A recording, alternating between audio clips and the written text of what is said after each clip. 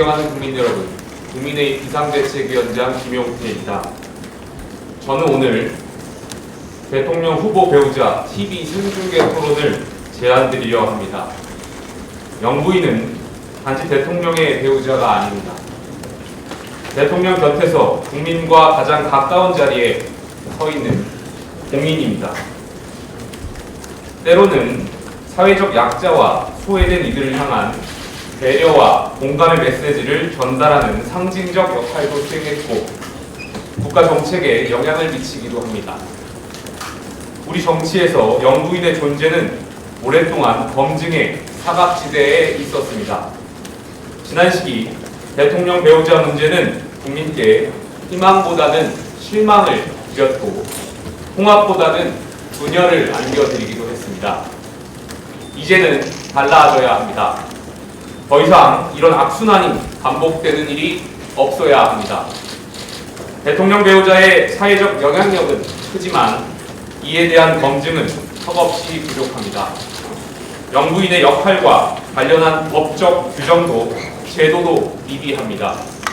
이에 국민의힘은 설란영 여사와 김혜경 여사 두 후보 배우자의 TV 토론을 제안합니다. 여성과 아동, 노인과 장애인 등 사회적 약자를 위한 정책 철학은 물론 영부인의 역할과 책임에 대한 각자의 견해를 국민 앞에서 진솔하게 나눠주시길 기대합니다. 이 토론은 특정 배우자를 겨냥한 것이 아닙니다.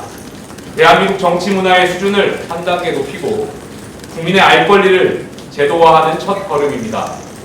국민이 대통령을 고를 때 그 곁에 설 사람에 대해서도 판단할 수 있어야 한다는 상식적 요청입니다. TV 토론은 사전투표 전에 이루어지기를 희망합니다. 이재명 후보 측의 입장을 5월 23일까지 밝혀주시길 정중히 요청드립니다.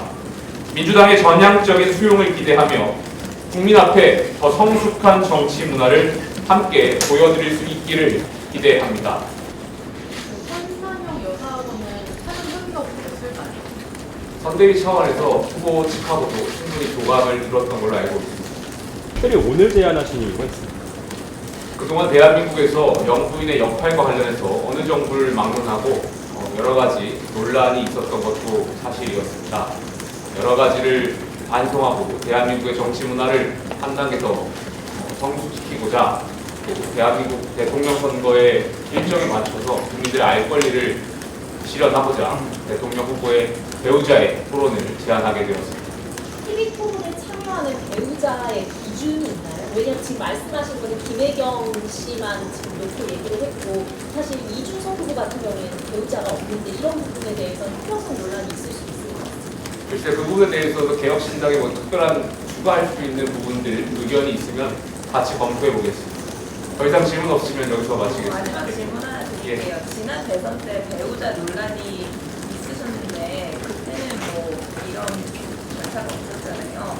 지금 와서 이렇게 제안을 하시는 거는 국민을 겨냥한 게 아니라고 하셨지만 겨냥했다는 의심을 받으셨죠. 그때는 제가 비대위원장이 아니었고요. 제가 비대위원장이 돼서 국민들께 빠르게 놀랄 만큼의 변화를 보여드리겠다고 약속드렸습니다.